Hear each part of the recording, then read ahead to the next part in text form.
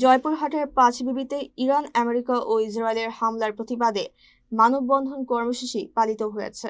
যুদ্ধ নয়, শান্তি চাই স্লোগানে সোমবার সকালে পাঁচবিবি মডেল প্রেস ক্লাবের আয়োজনে ৩ মাথা মোড়ে এই কর্মসূচি অনুষ্ঠিত হয়।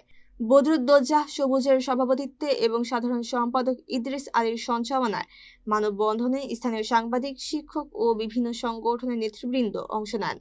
বক্তারা বলেন, স্বাধীন রাষ্ট্রের উপর হামলা আন্তর্জাতিক আইনের লঙ্ঘন। বিশ্বব্যাপী শান্তি ও স্থিতিশীলতা বজায় রাখতে সব ধরনের আগ্রাসন বন্ধের আহ্বান জানান তারা। অনুষ্ঠানে আরও উপস্থিত ছিলেন শফিকুল আলম চৌধুরী বিপ্লব, আনিসুর রহমান আনিস, আহসান হাবিব সহ গণ্যমান্য ব্যক্তিবর্গ। আন্তর্জাতিক সম্প্রদায়কে দ্রুত কার্যকর পদক্ষেপ নেওয়ার দাবি জানানো হয়।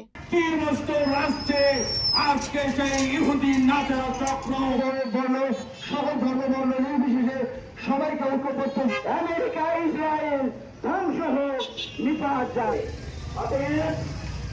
আসলে আমরা সবাই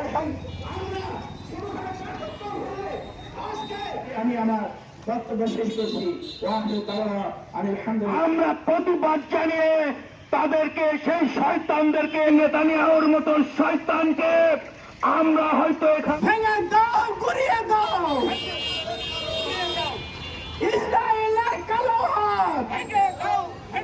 এই শয়তানরা বিশ্বের মানচিত্র থেকে একসময় মুছে যাবে। মুসলিম ভাইদের জন্য আজকে দোয়া রেখে আল্লাহ পাক তাদেরকে সাহায্য করুন। আমরা যুদ্ধ চাই না, আমরা চাই শান্তি।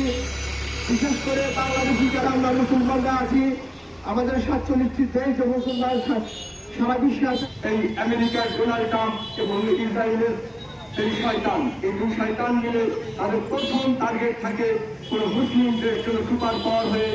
এজন্য সৃষ্টিকর্তা মানুষকে সর্বোৎকৃষ্ট